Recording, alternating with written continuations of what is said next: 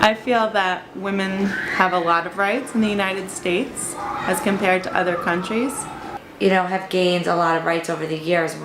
We've gained the right to vote, we've gained the right to, be equal to men, and we are accepted as leaders in companies and administrations. By giving women certain rights, it's still not on a level with men, which that's what you should always be aiming for. So I don't think our country should be comfortable with the fact that, all right, women have rights, look at other countries where they don't have rights, and compared to them, we have a lot of rights. However, it doesn't mean we're equal to men, and a lot of it is in leadership roles, either in government, in business.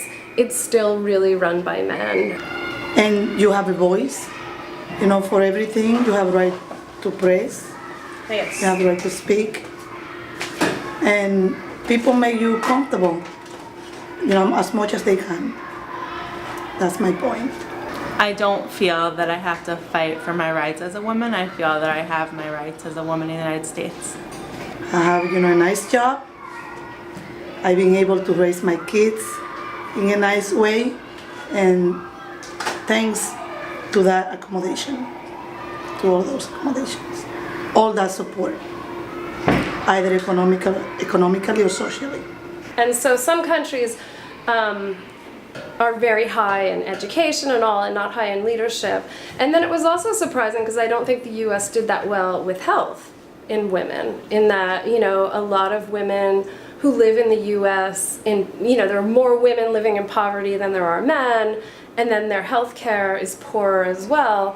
And so looking at the US compared to other developed countries, they really weren't stacking up that well. And it turned out that the US and Tanzania actually were right next to each other on the full scale for women's rights, which I found really surprising, because you would think, a third world African country and the biggest country in the first world, that they wouldn't be very similar because of resources, that Tanzania doesn't have the same kind of resources. But a lot of times it really doesn't have to do with the resources as much as the ideology.